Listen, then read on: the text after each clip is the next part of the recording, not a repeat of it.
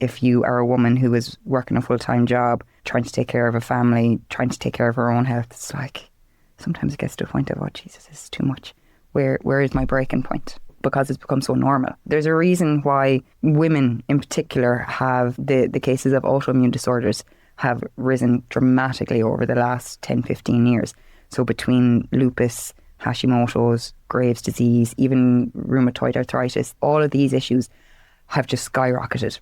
Because again, when we're looking at stress, if you don't have that mental break, your body is going to say, yeah, no, I'm done, I'm out. I'm teaching people how to feel their feelings. So have you ever heard you have to feel it to heal it? A lot of us don't know how to feel. I didn't. For years, I thought I knew how to feel. I didn't.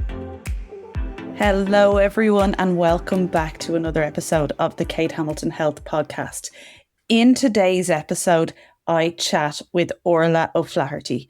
Orla is a Galway-based herbalist, naturopath, if I'm saying that right, somatic therapist and female health specialist with a deeply holistic, body-led approach to healing. With multidisciplinary training across herbal medicine, clinical nutrition, somatics and massage therapy, she supports women in understanding the root causes of their symptoms rather than simply managing them. Her work blends evidence-informed natural medicine with nervous system regulation, lifestyle interventions and somatic practices, helping women reconnect with their bodies, balance their hormones and build long-term health from the inside out. Through herbs, nourishment, somatic awareness and personalised protocols, she empowers women to feel safe in their bodies again, regulate their hormonal cycles, reduce stress and cultivate resilience.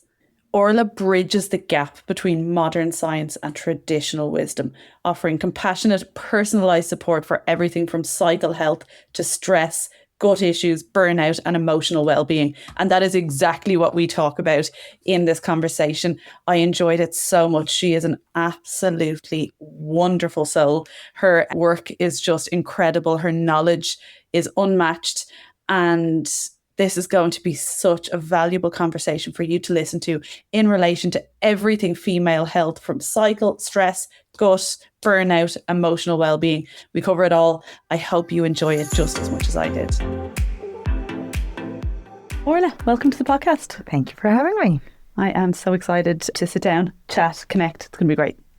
Very excited to be here and looking forward to talking all things women's health and wellness and everything. Yeah, no, me too. Tell me, what is your mission, if you were to put that into a few sentences with the work that you do? That's a really good question that no one has ever asked me before. Now I'm putting you on the spot. No, but I love it. My mission is to help women in particular. So I work with women. My mission is to help women to become more accepting of themselves, to know how their bodies work, and to feel completely comfortable with who they are, be it with giving themselves permission to rest or giving themselves permission to push themselves forward.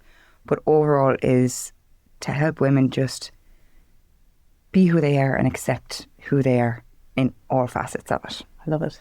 That's kind of my mission as well with this podcast. So this is perfect. Yes. What's the story behind your mission, and like what's led you to where you are today and what you do? So I'm a herbalist and naturopath and somatic therapist, and I have been working with holistic medicine for years. I remember when I was very unwell as a teenager.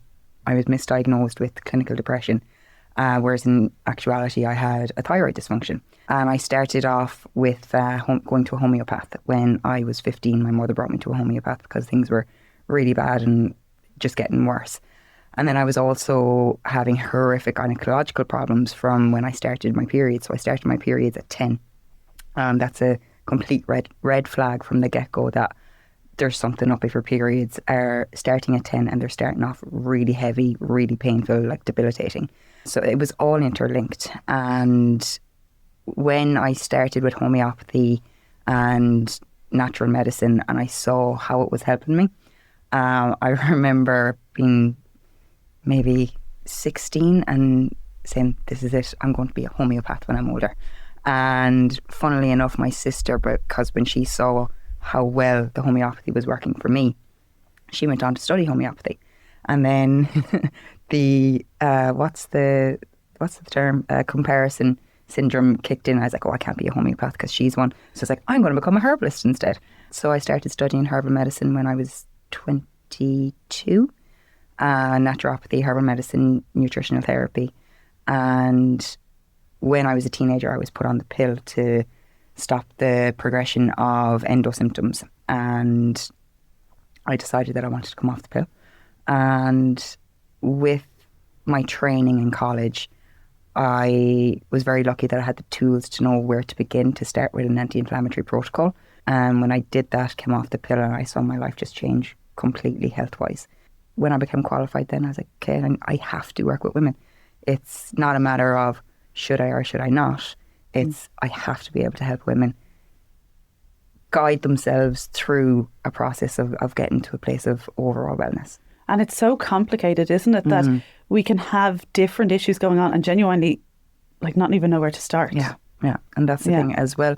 Something that we forget is that our bodies are completely interlinked. Everything works synergistically. So we'll have our digestive system, we have our nervous system, we have our reproductive system, we have our thyroid health. In allopathic medicine, and love allopathic medicine, we work fantastically together, but they're cordoned off into different sections instead of looking at everything as a whole. Yeah. And for me in particular, in the last 6 years of my practice, I've been really honing in on nervous system regulation and stress, because 90% of my clients, when they come to me, their main issue is chronic stress. They're either gone into burnout, overwhelm, they're in it, and their hormones go all over the place. So then it's not just looking at the hormonal function of the body, we have to look at what's going on underneath. When we're looking at stress, it is hormones too, because we're looking at cortisol, adrenaline, noradrenaline. These are all hormones, and they're all interlinked, especially when we're looking at the nervous system response and the thyroid function and then the reproductive function. They're all running off the same axis. Yeah. There's so much I want to unpack. Sorry. There's so much I want to unpack. Go deep in. No, what you say about chronic stress, like I'm a firm believer that chronic stress is the cause of everything that goes wrong. Most things that go wrong in the body.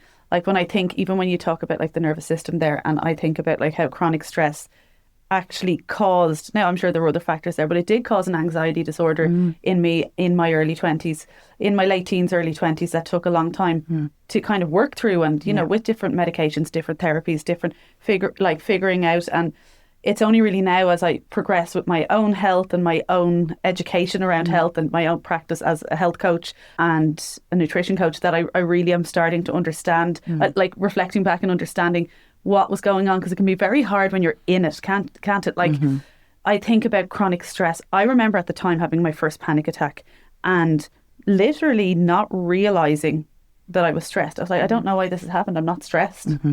I was so stressed and I didn't know I was stressed. Even right now, I don't think I'm stressed, but I probably am stressed. It's an interesting one, isn't it? I don't know. But that's the thing. And again, this is what I see nearly every day in clinic. It's one of my main questions is, what are your stress levels like? Oh, I'm not stressed, I'm fine. I'm like, okay, what's work like? Work's a little off. Do you know, my bosses irritate me. I have this one co-worker, Okay, what's home life like? It's fine. We get up, we do X, Y, and Z. You get the kids out to school, I get to work, get home, get the dinner done, and put the kids to bed, and then I'll go to bed after watching a TV show. I'm like, okay, where's your joy? What's the relationship like with your partner if you have a partner? What feels off? What feels like you're just chugging along? And then on top of that, we have to look at physical stress. So that's our daily life stress. Then we're looking at physical stress, as in, what's our nutrition like? What's our sleep like? What's our hydration like? Hydration, people forget so much about. Like we say we have to drink 2 litres of water a day or 2 litres of liquid a day. People forget to drink water because they're so busy with work or something else to get up from the desk. Or for a lot of people in factories, especially in Galway where I'm from, there's a lot of factories there, so that people are in clean rooms, they can't drink. All these things are putting a physical stress in our body. And then we're looking at relational stress. So the stress of romantic partnership, but also familial relationships and platonic relationships that go through different things. All these different areas are contributing to our stress. But in our heads, there's this connotation that stress is only for people who are CEOs in high level jobs, whereas in reality, if you are a woman who is working a full-time job, trying to take care of a family, trying to take care of her own health, it's like sometimes it gets to a point of, oh Jesus, this is too much. Where is my breaking point? Yeah. Well, because it's become so normal. Yeah. Like this is people's new normal. And the breaking point, I suppose, is different for everyone. It could be, in my case, like panic attacks, anxiety. It could be gut issues, stuff like IBS, like other chronic diseases, I presume, that can develop because of it. 100%. Like, there's a reason why women in particular have the cases of autoimmune disorders have risen dramatically over the last 10, 15 years. So between lupus, Hashimoto's, Graves' disease, even rheumatoid arthritis, all of these issues have just skyrocketed. Because again, when we're looking at stress, if you don't have that mental break, your body is going to say, yeah, no, I'm done, I'm out. And that's when we start seeing issues. So like you said, the likes of gut health, the likes of with our hormones like PMS, PMDD, that premenstrual rage that I like to call, we'll get to a place of irritation, but then sometimes we actually get pushed beyond our limits, and then it's just put down to, oh, she's due her period, it's just hormonal, leave her off. Whereas in reality, it's that the way our body is responding to cortisol in our luteal phase is that we're not as resilient to stress as we are in our follicular phase. Again, that is down to hormones. But when we're looking at our luteal phase, we have to look at the fact that, okay, the same things keep coming up and the same things keep triggering us right before our period every single month. That's a sign that there's something going on that we actually need to change and fix. Yeah. So yeah, we might, like, obviously the hormones, especially, as then if we talk about not even just with our cycles, as we get closer to perimenopause and we're dealing with a lot of other things there, which we choice. So I know, like we finished one stage, we're into more joy, but that although there's a certain amount of, I suppose genetics involved, a certain amount of what has to happen with your hormones, and there will probably be there will be uncomfortable, difficult times in both phases, whether we're, like pre-menopause or, perimenopause or whatever. But how we manage our stress and our lifestyle can play a huge part in helping those symptoms. Can it also play a huge part in preventing them? So I'm 39, so I'm at the stage that, there's little changes in my hormones, but I'm okay at the minute. I still feel like myself, everything's fine. I notice I'm a little bit more PMSy than I used to be 5 years ago. Yeah. But can we do things in our 30s and early 40s, if we're not in perimenopause yet, to prevent things being too difficult through perimenopause? I suppose that's my first question. Yeah, no, we can. With the somatic experiencing and somatic therapy, the reason I got into that is to help women get back in touch with their bodies, to be able to read their bodies and to be able to read their emotions.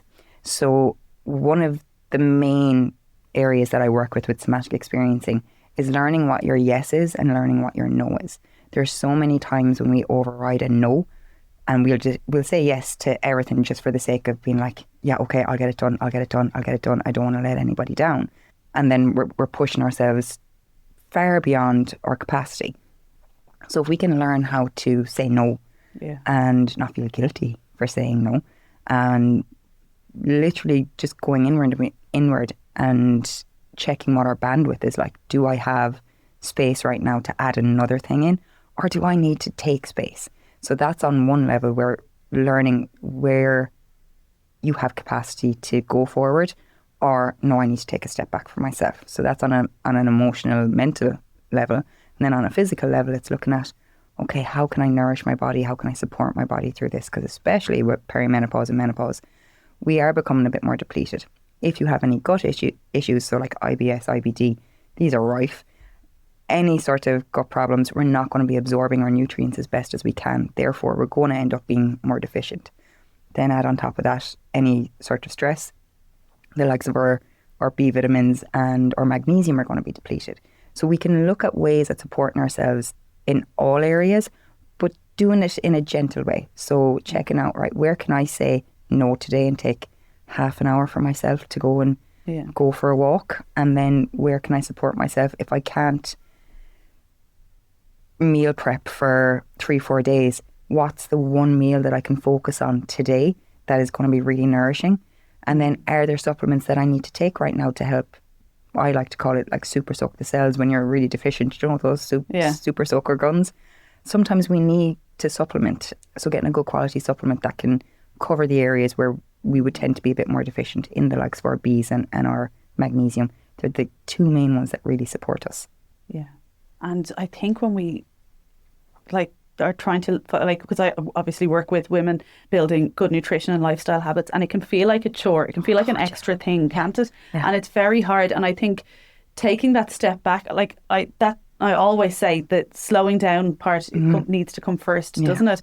Like with even, if you find your life is really busy and it is stressful due to work, due to kids, due to parents, due to whatever, if it's negative stress, but it can also be positive stress as well, that, that you're climbing the ladder, you're building a business. Like even if I take myself, for example, that, over the past 5 years, I have double jobbed, I've job shared, I've left teaching, I've started working in a gym while building an online business on the side.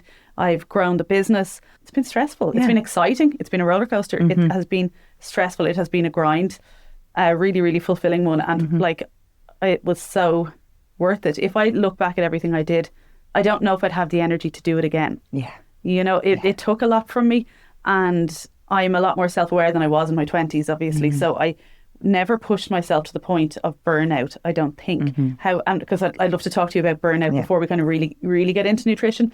But what I found in the past few months is I finally have just exhaled a little bit. I'm like, I've built what I wanted to build, and any further growth, like career growth, will come at a pace that feels right for me. I don't need to force it anymore. We're surviving now. You're kind of at that survival level, but my nervous system is still catching up.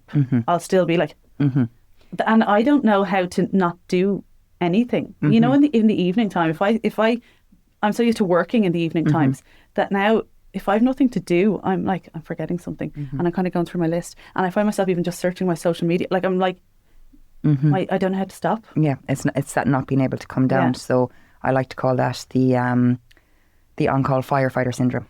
So it's when you are go, and that's it. And so many women are when you're go, or for a lot of people or a lot of families where they are the primary caretaker for somebody who's very unwell, be it physical illness or mental emotional illness, and you're constantly on call and you're waiting for that phone to ring for something. It's your nervous system is stuck in a state of fight or flight. So with our nervous system response, we have fight, flight, freeze and fawn. Now the fight, flight response, that's our stress response. That's where noradrenaline it kicks in, and noradrenaline is our action hormone. And then we go into adrenaline. Then our fawn and freeze mode are more of a trauma response. So we can be in high stress environments for only a finite length of time because we cannot keep going. The more we keep pushing through that stress, we do go into burnout. Our body goes into a state of a trauma response because it's too much. So with trauma, we're looking at something that is either too much, too soon, too quick, too fast, or too much for too long. So we can keep pushing ourselves over and over and over. And again, these can be with exciting things, but we have to look at our capacity. So then when we reach the point where, like yourself, like, yes, I've got there, we're coasting, we're good. And then you go to sit down, your nervous system is so used to being in fight, flight, as in go, action mode, that now it's like, oh, if I sit down, what am I meant to do? Because I've been in this place of action for so long. And you kind of forget who you are in it as well, because you've grown so much in a situation like that you're like, I don't even know what I like anymore. Yeah. But on top of that, you also have to realise that when you started growing the business and doing like double jobbing all around, you were a different person. Like your kids were at a different stage of life, whereas now your kids are getting a little bit older. You are coming into a different stage of life. You're also 39, same as myself. I'll be 39 next week. So like we're in this phase of perimenopause where things are changing, and it's like, oh, who am I now as this person here after completing all of these amazing things? And it's learning, and it's not an easy thing, but it's learning to be able to take that moment for yourself to sit back and be, who am I? Who is Kate? What does Kate want right now? How do you know if you're in burnout? It's different for everyone, but the most common ones that we're looking at is the real exhaustion, waking between 3 and 4 a.m. Brain fog is your massive one. Poor concentration. This sounds like perimenopause. Yeah, I know, and this is the thing. They're so similar. They're so similar. Yeah. And the reason why we're looking at that 3 to 4 a.m. wake up is our cortisol. If our cortisol is too high, our cortisol is the hormone that wakes us. If that's already high, it's going to wake us out of our slumber around 3 or 4 when it starts to rise in the morning. So for a lot of people, when they're in burnout, it's that their cortisol has been too high for so long. Yeah. When we get to that stage, it can be a long recovery. Okay. But even at the stage where I'm at now, that I'm like, I haven't burnt myself out, but it's like I notice, and I think a lot of women listening will really relate to that in whatever circumstances in life, that not being able to just stop. Mm-hmm. And just do nothing. Mm-hmm. Even on holidays this year, we went for 2 weeks to Italy and it was beautiful. And after a week, I was like, I need to go do something now. Yeah. And I'm like, it's just, that I was a bit like, I'm done doing nothing now. I'm over it. And then I had to talk to myself.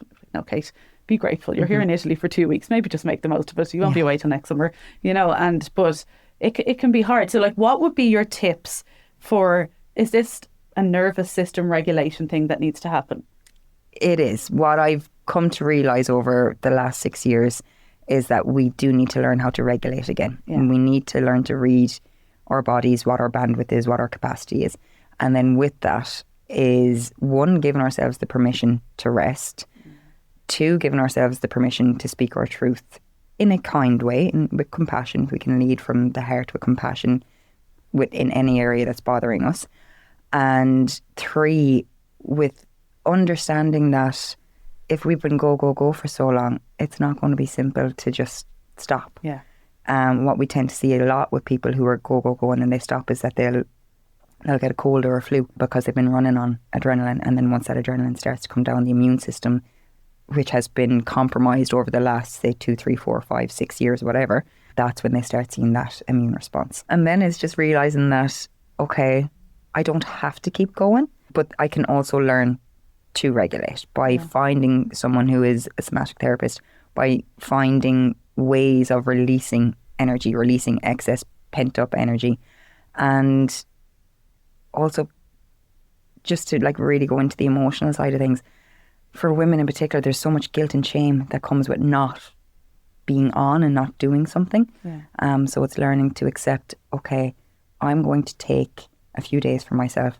I'm not going to feel guilty for it. Yeah. And I'm not going to shame myself for it. Or another thing that I do, and I know a lot of other women do it, like I will schedule in, I'm like, I need to get yoga done because I have to stretch and I need to meditate and I need to, I actually put it in my schedule. Yeah. And then I'm like, Kate, stop. Sometimes it's okay to just sit down and watch a bit of Netflix. Yeah. And then sometimes you want to do yoga because you are feeling stiff and sore. Like just learn to go with the flow. And that's what that's my vibe I'm in now. I'm like, I'm learning to go with the flow and not having to force anything, which is hard. Talk to me a bit about somatic therapy though. Is there something that would help with? Oh yes. What is it, and what do you do with clients? So when we're looking at somatic therapy, so somatics, soma is the body. So we're looking at our body. We carry our emotions within our body. We carry our traumas within our body. Yeah. So when we're looking at somatic experiencing is what I work with. So I'm a trauma-informed somatic experiencing therapist. I'm teaching people how to feel their feelings. So have you ever heard you have to feel it to heal it? A lot of us don't know how to feel. I didn't. For years, I thought I knew how to feel. I didn't. I was just analysing continuously. So I would realise, okay, I'm angry about this situation right now. And then I'll go into, why am I angry about this? Where's the anger coming from? Oh, it's an unmet need, or somebody isn't hearing me. But I go through the analytical side of it. It's only then when I started studying somatics, it was like, okay, what is anger? Where am I feeling anger? So when we go into labelling an emotion, which we have to do to try to understand it as adults, we can say, right, I'm angry, I'm sad, I'm frustrated, I'm happy. But that's all up here. That's all logical base. So it's like, okay, I'm angry. An emotion only lasts for 90 seconds within the body. And then we go up here, and that's when we start analysing. So if we can learn how to feel the emotion when it first comes. So For me, I'll give my example. When I get angry, I feel this red hot heat in my stomach and it comes into my chest and it rises and then it comes up into my throat.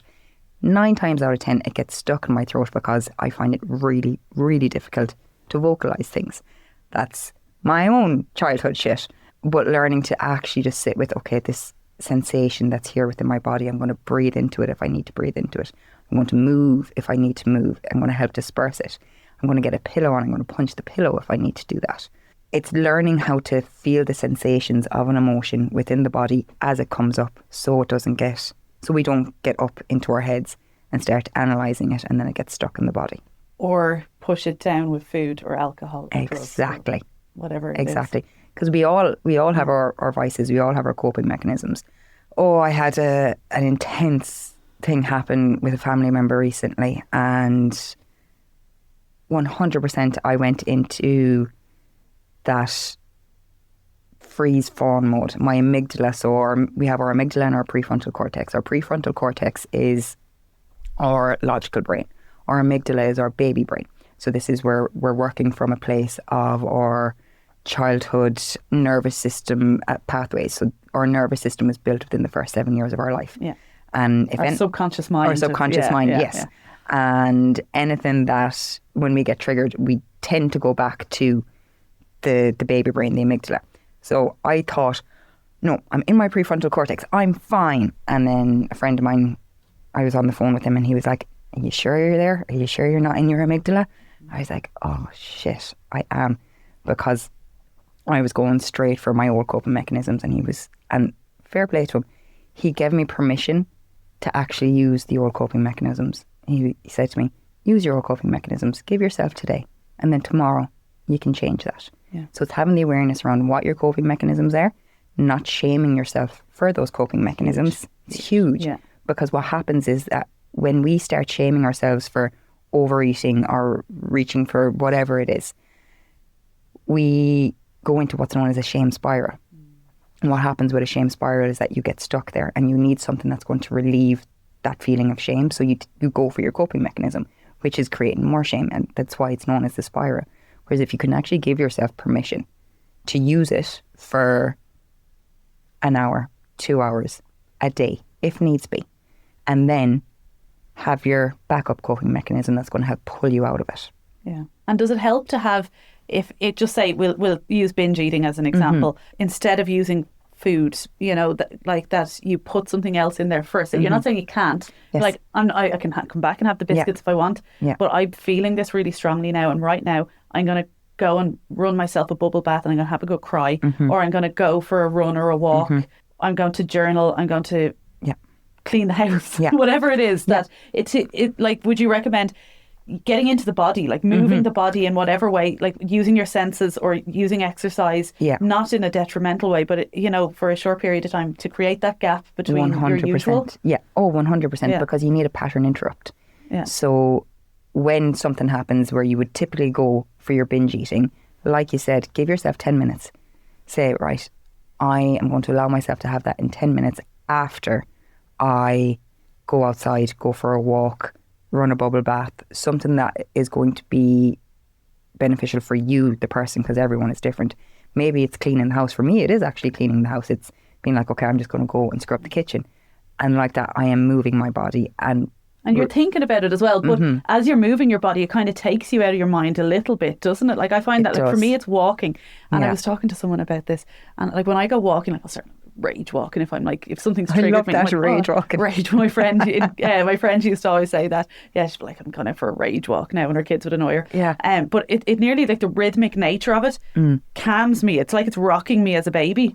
It's really, like, it's just, I'm like, and then that's all I can think about. And then I start to bring in my surroundings, and I'm not doing it consciously. I'm not being out like, what do I see? What do I hear? What do I smell? But it just, it grounds me back, because, like, if I think of a situation that's triggered me recently, my first protocol is to find someone to talk to about it, who's going to confirm how I feel about it. And we all do that, don't we? If our relative has said something that's really triggered us or something, or, a work colleague, we'll find our friend or whoever it is that would be like, that fucking bitch said this, blah, blah, blah. And they'd be like, yeah, what a bitch, blah, blah, blah. You know, and then you're confirming it and you're not making yourself feel any better. Yeah. Oh, 100%. It's that confirmation bias. And like that, I have friends and I love them dearly, but I know in certain scenarios, if I need feedback, they're not going to give it to me. They're going to be like, oh yeah, they are an asshole. And I'm like, I don't need you to say that. Well, like, I want you to say that, but that's not beneficial. Whereas I do have a couple other friends where I'll ring them and I'll say, I want the honest truth. I want you to pull me on my bullshit. Just do it in a really gentle way and don't make me feel worse than I already feel. My sister is this for me. Like, and it's funny, I will know when I'm acting from ego when I won't talk to her about it. I'll avoid her. I'll be like, no, I know him. I'll go talk to someone else about it. And I won't, because I don't want to hear what she has to say. And like, you know, me and my sister are best friends, and she like, she knows me inside out.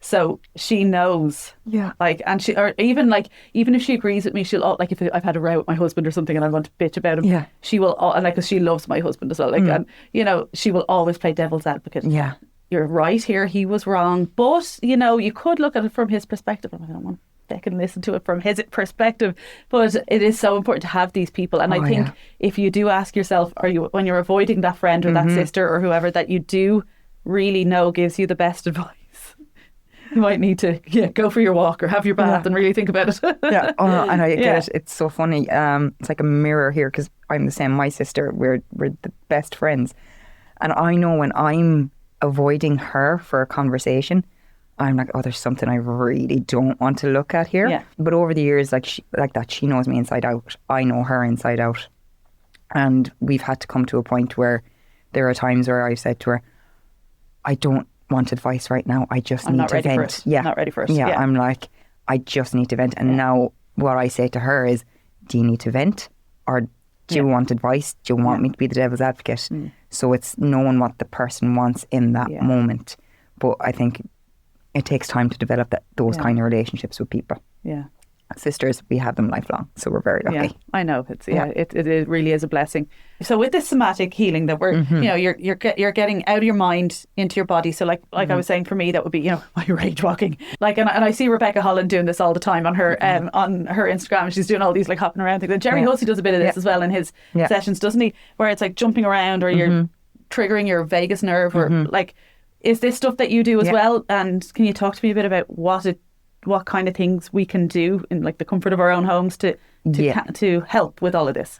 100%. This is what I do as well. So, but movement is fantastic for dispersing energy, because when we're looking at emotions is just energy in motion.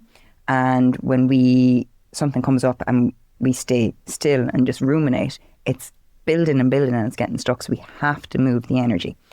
Kids do this naturally. You'll see kids just like bouncing around the place when they're either happy, delighted, or frustrated and angry, and they'll throw pillows, and it's fantastic to see. So when something comes up that's an uncomfortable emotion, I'm not going to use the language of good or bad, because nothing is good or bad. It just is. Yeah. Things feel more comfortable than others, or some emotions feel more comfortable than others. But when something comes up, literally ask your body, what do I need right now? Do I need movement? Do I need to go rage walk? I love that. I'm going to rob that from you, Kate. Yeah, too. Do you need to go and rage walk? Because like you said, it feels like that rocking motion as a baby. That's bringing us right back into our parasympathetic nervous system, where we actually go back into rest or digest, because it's that soothing motion. So it's doing something to disperse whatever that emotion is within the body. Sometimes, again, if you've gone into overwhelm, what we see is in that trauma response is the fawn and freeze, where people will go to bed, they'll curl up into the fetal position. And what a lot of people do is when they're in bed in the fetal position is that they'll rock back and forth unbeknownst to themselves. When you see people in a lot of stress, they do that, don't they? Yeah. It's a self-soothing mechanism. Yeah. So it's asking your body, and I know it might sound cracked, but like being in your house by yourself, asking, okay, what do I need right now? Where am I feeling? Well, firstly, what am I feeling? As in heat, tension in my stomach, tight chest, pain in my shoulders, my neck. Okay, that's what I'm feeling. What does it need right now? Does it need movement, or do I need to actually just curl up? Sometimes you need to curl up for a little bit. Because sometimes people will over-exercise. Yeah. Sometimes people really can use exercise, whether it's an exercise class, whether it's a run, whether to like avoid as well, can't they? So it's, or 100%. pushing yourself when really what you need to do is lie down and feel things. And feel things, exactly. But they're the go-tos for, you look at what people's coping mechanisms are, and it's like, how is whatever is you're using to overdo to overcompensate. So for me, what are my ones? Ladies, here is the brutal truth. If you've been trying to lose weight for months or even years and you're still not where you want to be, it's not because you're lazy or broken. It's because you've been following plans that were never designed for real life. My coaching program, Nourish Her, fixes that. No fad diets, no confusion, no guilt. Just a clear, personalised plan that actually works. Even if you've failed everything before, you'll lose weight, you'll feel proud in your clothes again, and finally build a routine that sticks. And it costs less than your morning coffee. If you're tired of wasting time, money, and willpower on things that don't work, go to the link in the show notes right now. Do it now, because nothing changes until you do. Oh yeah, mine is how much have I analysed? It's like, how much have I thought through a process? I'm like, oh shit, I'm actually stuck in my head in this. I'm not sitting with it and actually feeling it. Yeah. So if I analyse something to within an inch of its life, which I do, that's when I know I've completely left my body. It's because I can tell you why something happened, from what angle, from what childhood unmet need that has resurfaced and been triggered and da da da da. Okay, just actually sit with your feeling, Orla. Yeah, I know. Like for me, it's fixing it. And like if something, I'm like, I have to make lists, I have to organise, I have to plan. How are we fixing this? Like, whether it's financial, whether it's business related, whether it's a relationship thing, I'm like, it has to be dealt with now. Or even like with Christmas presents, I started doing Christmas presents online there the other night, and I couldn't stop. I was still up at 11:30 doing it because I was like, I have to finish this. It's like, no, Kate, it's only the 20-something of November. You don't need to finish this right now. But it's like I get hyper focused and it has to be fixed. So my biggest thing for me, like when I catch myself doing that, because I know it's not good for me because I can't slow down my brain then, or even just not being able to let something go with an argument. Like I have to tell myself, let it be. Like, just give yourself time. And it's amazing when what I've noticed is as I'm learning that skill of like just letting go a little bit and just letting things be, that things have a funny way of figuring themselves out, don't they? And an easier path that you're not forcing. Yeah. It opens for you. They do, 100%. And something that you'd mentioned there, like, Jonathan, you have to fix this thing right now. That's a protection mechanism, and we all do it. Either having to fix something right now, finish a task right now that doesn't actually need to be finished, or for a lot of people, they continuously are stuck in worst case scenario mode. So if they want to do something, but they keep going to the worst case scenario, the reason we do that. Sorry, how are you psychic? How nice is me? I'm like, I couldn't do that because everything will fall apart. Yeah. The whole thing will fall apart. Yeah, and the thing is, you will go to the very extreme of what will go wrong, and that is a protection mechanism, because if we can predict an outcome of something, then we have some sense of control over it. Therefore, if we can control, then we're protected, we're safe. So it's actually looking at, okay, I keep ruminating over a worst case scenario. Is this true? Or is this a narrative I'm forcing to feel safe? Future me. Yeah. Does that make sense? Yeah. Have you ever read the book Someone Should Have Told Us by Jack Pransky? No, but I like that. It's really good actually. It kind of tells the stories in kind of case studies, but it's kind of, and people where really bad things have happened to. But, the main thing I took from it, and I always say it to myself now, just because you think something doesn't mean it's true. Yeah. And I think that's the most liberating thing ever, because I lived my whole life thinking that what I thought is fact. Yeah. And I know a lot of people do, and that was game changing for me, that book. Oh, that's definitely going to read that book. Yeah. But that's 100% true. It's something I always ask people and myself, is this true, or is this a story that I have in my head to protect myself? And I say this to all the people who are closest to me, and because we all do it, we all create narratives because we have our own belief systems, we have our own self-worth issues, we have our own fears. And again, it goes back to, if we create a story in our head, we can predict the outcome, therefore we're safe. Yet it may not be true at all. So it's what I like to say is to become the observer. Yeah. So if we can have our two hands, we take ourselves out and we can look, okay, this is the actual scenario that happened. This is everything that happened. Out here is everything that I'm adding into it, and I'm adding this other narrative into it. What is true, what's not true, without an emotional attachment. So if you can take yourself out and become the observer, what's true, what's not. And I think it was Matt Cook that said to me as well that when it comes to everything being energy, and what brings energy into matter is observation. Now, he was getting very sciencey with me on this, and I'm not scientifically minded, but that, something only becomes tangible or real if you actually observe it. Mm-hmm. And when it comes to thoughts as well, with that book by Jack Pransky as well, was that we don't need, just because we think something doesn't mean it's true, but also it means we don't need to be afraid of our negative thoughts. Mm-hmm. That was huge for me because, with positive psychology and, all of this kind of positive mindset movement online, and everything should be positive and we should all think positively. But at the end of the day, life is hard and there's going to be some horrible thoughts that will come into your head. And in that book, it's like you don't have to get rid of the negative thoughts. No. You don't have to replace them with a positive one, because you might have a positive one. Mm-hmm. But the only way that the thought has any power over you is if you attach emotion to it. Mm-hmm. If you choose to attach to the thought, that's when it becomes a problem. So you can just treat your thoughts like clouds and be like, okay, interesting one. Yeah. Maybe I'll talk to my therapist about that one. But that you don't have to attach yourself to it. And it's massive when you can learn how to detach an emotional response to a thought process. I see this a lot with people who have OCD or intrusive thoughts and rumination. And this is actually something that's not spoken about enough when it comes to perimenopause and menopause, is intrusive thoughts and rumination.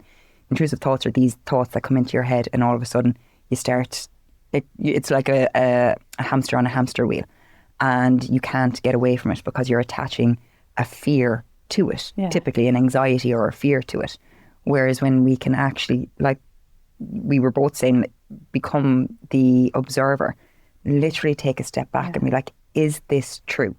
Is this real? And those thoughts aren't you. And they're just thoughts. They're just thoughts. Yeah. And just because you're thinking these thoughts doesn't mean that it's, like you said, it doesn't mean that it is you. And that there's anything wrong with you. And exactly. Yeah. There is nothing wrong with you. One thing for 90% of my menopause clients that I always say to them, I'm like, you're not alone in this and you're not crazy. Yeah. For the women that I've worked with, when I ask, do you experience intrusive thoughts? And they will always ask, what's an intrusive thought? I'll give them examples. And then they're like, so I'm not the only one. I'm like, no, you're not the only one. Everybody has these. Not everyone, but a lot of people have these. And it's learning to detach. That's not you. It's not who you are. It's just where you're at right now, and your body doesn't have the resiliency to the likes of cortisol to help manage the emotion that's coming up with it. Yeah.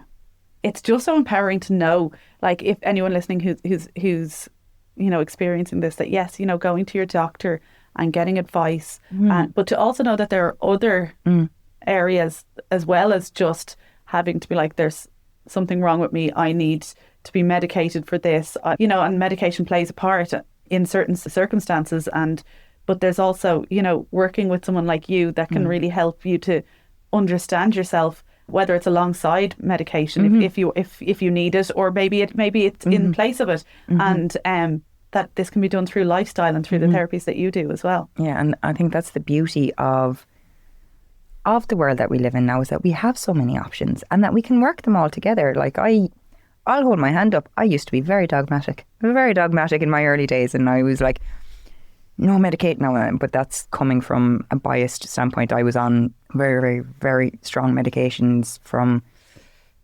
13 to 16, which anybody under the age of 25 shouldn't be put on because it can damage the prefrontal cortex. So in my early therapeutic days, I was very no medication and very strict diet and whereas now I'm like, you're on meds? Cool. I have this other herb that can support in this way. I have this emotional tool, the somatic tool. I've got my somatic toolkit that you can work with, and we can bring all of these things together because there's no one size fits all for everyone. Yeah. Everybody's body is different, so it's looking at what works best for you. Yeah. And to question as well, just because someone tells you that they put a name on something as well, look at you as a person, look at you as a lifestyle. And let's talk about our lifestyle a little bit in particular. Like we've talked a bit about movement and, I think the importance of exercise from the perspective of our mental health and our nervous system regulation and nutrition. Then circling back to that, any of my listeners listen to me talk about nutrition a lot. Eat your protein, carbs and fats, plenty of vegetables, hydrate properly. Yeah. But like to go a little bit deeper on this, what I really want to discuss with you is the relationship between gut health, hormone health, mental health, because it's all linked, intertwined, isn't it? Yeah. Into this big messy combination. No, it is. It's all linked. Like when we're looking at our gut health to start with anyway, up to 80% of our immune system is produced within our gut. So we have to be looking at a healthy gut for immune function, but also we have to look at the estrogenic microbiome that we have as well. So there's estrogen within our gut microbiome. So if that's off, what can happen is that we can have an excess in estrogen. This isn't so much a problem for people during menopause, but when we're looking at people who have estrogenic conditions like endometriosis, fibroids, adenomyosis, things like that. PCOS? PCOS is a little different, it is. PCOS, we're looking a lot at androgens, real progesterone deficiency due to lack of ovulation. It's slightly different. Yeah. But when we're looking at gut health, like I said, our immune response, our estrogenic microbiome, and then our happy hormones or serotonin or dopamine, like a lot of this is created within our gut. If we don't have a good gut microbiome, or if we're not absorbing our nutrients, there's going to be deficiencies there, which is going to have a knock-on effect. So when we're looking at mental health and gut and hormonal health and gut, we also have to look at thyroid health and gut. So for anyone who has followed me or listened to me, they're so sick of hearing me talk about the HPA, HPG and HPT axis. So the HPA axis is our stress response. The HPG axis is our reproductive hormone response. The HPT axis is our thyroid hormone response. They're all coming off the hypothalamus and the pituitary. If there's one of those that's in overdrive or dysfunction, should we say, there's going to be a knock-on effect somewhere else. And then automatically we're going to be looking at gut health, because as well, when we're looking at mental health, stress, chronic stress, cortisol is pro-inflammatory and it's very harsh on our gut microbiome, but also on our small intestine. So that's where we're going to be absorbing our nutrients. So it is that combination of, right, with nutrition, where can I support my gut health? Do I need to be taking a probiotic? Do I need to be taking a prebiotic? Do I need to be taking digestive enzymes? It's different for everyone, but if your gut is off and you're having the symptoms of IBS, maybe have a look at, right, what can I do here to support my gut? What foods are my trigger foods right now? And maybe reduce them down slightly. I'm not talking about eliminating foods. Again, I used to do that with clients. I don't anymore because I don't want to cause any more stress. So we do little things. So it's like, what's going to be supportive for my gut? What's good for me? For one person, it could be jasmine rice. For another person, it could be sweet potato mash. It's very different. So it's looking at, right, what is supportive to me? What's not supportive to me? Can I reduce something slightly and bring something up a bit more? Yeah. So it's not about changing your whole diet. No. And like for some people, it can be they need to eat more fibre and prebiotic foods. Yes. But for some people with specific conditions, like Crohn's or something like that, it can be actually higher fibre foods can be quite detrimental. Yeah. So, that obviously it's important to speak with the doctor about these things. But you work with people with conditions like this as well in a more natural... In a more natural capacity, yes. And like that, it's looking at the person. So I'll get someone to give me a food diary so I can find the patterns where their triggers are coming from. Yeah. And then we'll alter slightly. For a lot of people who have the likes of IBS, IBD, I would be going in with a lot of bone broths, slippery elm powder, these things that are really gentle on the gut mucosa. These products contain a lot of collagen. They contain gums, mucilage, which are very soothing and will help to reduce irritation of the small intestine.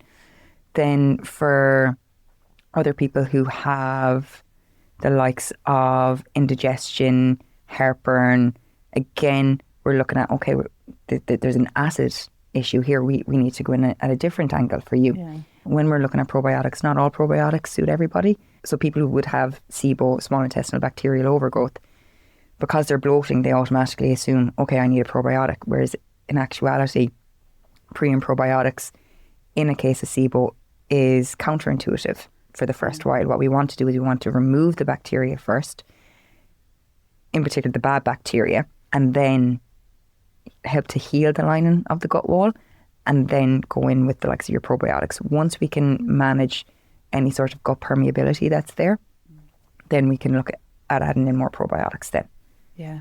So it's a case of like coming to a clinic like yours and just letting, like, you get to know the client, and it'll be very specific as to what they need to improve whatever symptoms that they're dealing with. Yeah. If we're talking generally, someone like me who doesn't particularly have any gut issues, but like wants to optimize their gut health and just keep, really be living well. Have you any like general tips, like food wise or supplement wise, to just be optimizing our gut health? Yeah. So what I'd say is, for the average person who has just a little bit of an off gut, nothing major, maybe a little bit of bloating, maybe not going to the bathroom every single day, we'd be looking at the likes of increasing your fibre, your prebiotics. So fibre is all your, for me, I like to use root vegetables. Yes, certain grains are good, but grains can be a little bit harder to digest. So grain wise, we'd be looking at oats. So if you're having your porridge, make sure that you're soaking your porridge for a minimum 12 hours. Just to help to break down the phytates. It's also easier in the digestive system. So for people who are having... I didn't know that, okay. Yeah, right. So phytates will actually inhibit the absorption of certain minerals, in particular iron. There's a lot of women who would lean towards anemia, but they eat a lot of oats. I know one client of mine in particular, she was horrifically anemic, and then when I saw her diet, she was having oats for breakfast, lunch and dinner and her snacks. And I was like, you're not absorbing any of your iron because the phytates are inhibiting it. Oh, wow. Okay. So once we actually removed the oats for a month, her iron went straight up. So it's looking at certain things that are beneficial. But to optimise gut health, we'd be looking at your fibre, collagen too. So I like using bone broths for collagen. Yeah. For any vegetarians, the likes of marine collagen and fish. You can get vegan-based collagens too. Again, probiotic, as long as you don't have SIBO. When you're doing probiotics, I like to recommend cycling them on and off every 6 weeks. Otherwise, using probiotic foods, because long-term use of probiotics will actually inhibit the body's own production of good gut bacteria. Yeah. So then we're looking at fermented foods like kefir, good quality yogurt, even sourdough, kimchi, sauerkraut. I love the ruby red sauerkraut. Ireland, we're not a huge fermented food culture. We're getting there. We're getting there, yeah. We're getting there. But like, you don't need loads. All you need is a teaspoon of sauerkraut a day, and you're going to be getting your good gut bacteria. Yeah. And how useful are live yogurt? Live yogurt is, as long as it's a good quality one. Yeah. And in particular for women, we need to have, when we're using probiotic foods, it needs to contain lactobacillus or lactobacilli. That'll be written on the labels for your fermented foods. The reason for this is, when we're looking at Candida or thrush, typically the overgrowth of Candida is coming from a deficiency of lactobacilli. So making sure you have enough lactobacilli, and that will counteract the Candida. Yeah, that's so helpful. For anyone who wants to reach out to you to, to find out more about what you do, where's the best place to reach you? Is there a website, or are social media the best place? Social media is the best place. So Instagram, and I always forget this, Orla_naturopath_herbalist. And then on Facebook, it's Orla O'Flaherty, naturopath and herbalist. And all of that info will be in the show notes as well anyway, so they'll be able to click on you and find you. Can I do one thing before we finish up? We do a little quick fire round of just more not too personal, personal questions, but just the whole purpose of these quick fire questions. Book. Okay, I have my little list, and then we'll finish on that. No problem. It's 10 questions, one word answer. Okay, and it's just to give everyone an idea that there's no such one size fits all. Oh no, of there's health, not, and that not everyone's perfect. No, so be as honest as you can. Okay, favorite food. Pizza. Doesn't love me though. Favourite exercise? Deadlift. Good one. What time do you get up at most mornings? 6 a.m. How many hours do you sleep? 7-ish. Favourite pastime? Movies with my nieces. Do you drink alcohol? I do. Do you meditate? I do. I love that you do both. Not at the same time, probably. No, sometimes if there's a full moon. Do you have a morning routine? Yes. My morning routine is I get up, I have my apple cider vinegar, warm water and lemon, and I will go out the back garden for 5 minutes and then get ready, go to the gym, come back from the gym and have my breakfast. And you're set up for the day. Yeah. Love it, love it. What annoys you? Not to open that can of worms. No, that's fine. One thing. Inconsistency. Yes, that's a good one. Last one. Okay, and this can be more than one word and we'll finish on this thought then, okay? What does the word health mean to you? Being content with life. Yeah. I love it. Orla, thank you so much for your time. Thank you so much. Today. I can't believe it's over already. I know, me too. Thank you. Thanks. I just want to say thank you so much for listening to the podcast. And if you haven't already, do go back and listen to some of our previous episodes. Stay tuned for future episodes. So the best thing to do here is to make sure that you are subscribed to the podcast. It also makes such a difference to me if you do. So if you haven't subscribed yet, please do. And if there's any episodes at all that you particularly enjoy, please do share it with your friends, share it in your WhatsApp groups, share it on your stories. Please do tag me. I always love to hear it. Follow us on social media. You'll find me at Kate Hamilton Health on Instagram, TikTok, Facebook, YouTube. Until next time, thank you for listening.